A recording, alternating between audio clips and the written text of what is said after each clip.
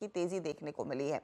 दरअसल मई के जो इंश्योरेंस कंपनियों के प्रीमियम के आंकड़े आए हैं, वहीं से ये स्टोरी बिल्ड होती दिखाई दे रही है।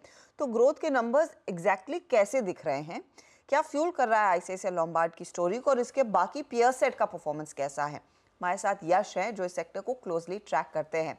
यश, बताइए क्या हो रहा है यहाँ? हर्षिता, कल और आज में जो फ़र्क आया है वो ये है कि हम लाइफ से जनरल पिक की बात कर रहे हैं और दूसरा रेगुलेटरी रिफॉर्म से बिजनेस रिफॉर्म की बात कर रहे हैं। मई के जनरल इंश्योरेंस के जो प्रीमियम ग्रोथ के नंबर्स है जो हर महीने आते हैं वो रिलीज़ हुए। इंडस्ट्री की बात की जाए तो 15% का जो कंसिस्टेंट ग्रोथ रहा है काफ़ी समय से वो मेंटेन रहा 15% पे। Stand alone health insurance companies, जो कंपनीज खाली हेल्थ इंश्योरेंस करती है, उनमें 26% का ग्रोथ आया उनके प्रीमियम कलेक्शन में मई के महीने में on a year on year basis. सबसे अच्छा परफॉर्मर अगर आप मुझे पूछेंगे कौन सी कंपनी रही तो मैं कहूँगा आईसीआईसीआई लॉम्बार्ड। मई के महीने में काफ़ी स्ट्रॉन्ग परफॉर्मेंस रहा। अप्रैल के महीने में यानी पिछले महीने में भी बहुत स्ट्रॉन्ग परफॉर्मेंस था। इंडस्ट्री जैसा मैंने कहा 15% पे ग्रो की है। आईसीआईसीआई लॉम्बार्ड अप्रैल और मई दोनों महीनों में 22% से अपना प्रीमियम ग्रो किया है। इसका मतलब ये होता है कि पहले 2 महीने जो कि फाइनेंशियल ईयर के हैं वो काफ़ी स्ट्रॉन्ग रहे हैं आईसीआईसीआई लॉम्बार्ड के लिए। मार्केट शेयर जो देखा जाए, अगर अप्रैल और मई 2024 को अगर मिला के देखा जाए तो उसमें 60 बेसिस पॉइंट्स का इंप्रूवमेंट हुआ है आईसीआईसीआई लॉम्बार्ड में। तो प्रीमियम ग्रोथ भी स्ट्रॉन्ग रहा है और मार्केट शेयर में भी 60 बेसिस पॉइंट्स यानी 0.6% का इंप्रूवमेंट रहा है।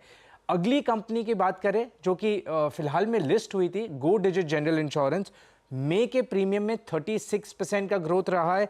अप टू मई के प्रीमियम में यानी फाइनेंशियल ईयर में 19% का प्रीमियम में ग्रोथ रहा है।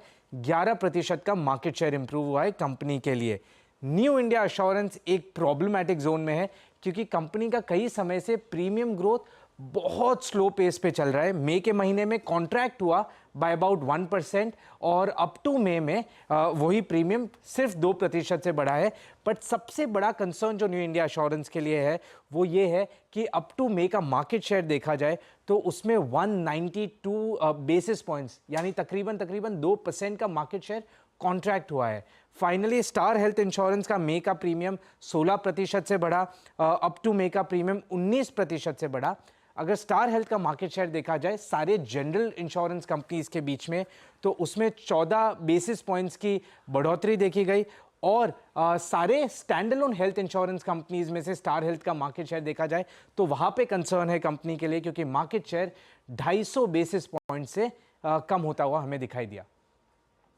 ओके, तो ये इनफैक्ट डेटा पॉइंट्स है। क्लियरली एक आउट परफॉर्मर आईसीआईसीआई लॉम्बार्ड उस लिहाज से उभर कर आया है। शुक्रिया यश इस अपडेट के लिए। धर्मेश, ये पूरा पॉकेट दरअसल इस हफ्ते फोकस में था, जैसे यश भी मेंशन कर रहे थे। कल हम बात कर रहे थे रेगुलेटरी रिफॉर्म की, आज ऑफ कोर्स हम देख रहे हैं बिजनेस कैसे ग्रो होता दिखाई दे रहा है। लेकिन इंश्योरेंस एक ऐसी स्पेस है जहां पर मुझे याद है जब भी HDFC life, SBI life list हुए थे तब सब लोग एक सुर में कहते थे कि यहाँ पर बड़ा पैसा बनेगा। पैसा बना है, लेकिन क्या वो अब बढ़ता दिखाई देगा? क्या इस साल इन स्टॉक्स में कुछ एक्सपोजर होना चाहिए? बिल्कुल हर्षिता, बट खाली मैं डिफर करूंगा स्टॉक पिक्स में, बिकॉज अगर आप एचडीएफसी लाइफ, एसबीआई लाइफ या आईसीआईसीआई प्रू लाइफ को देखें तो ये इन्होंने पिछले जब से लिस्टिंग हुई 8-10 साल में इनका जो कैगर है वो 8-9% से ऊपर का रहा नहीं है प्रॉफिटेबिलिटी का, और कोई खास ट्रैक्शन कर नहीं पाए हैं। जबकि वैल्यूएशन मल्टीपल्स हमेशा से इनको ग्रोथ का मिलता रहा।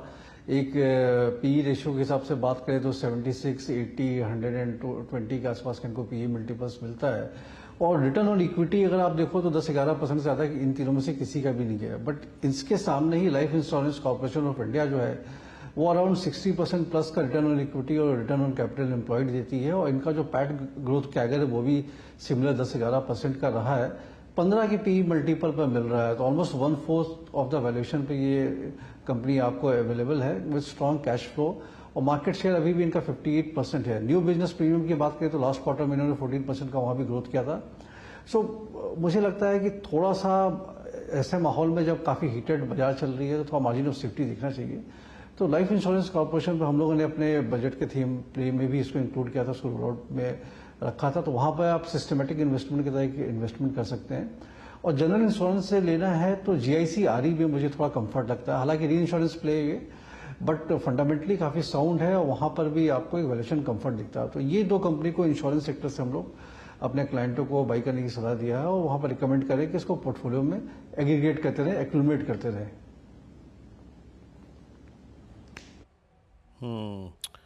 इस बीच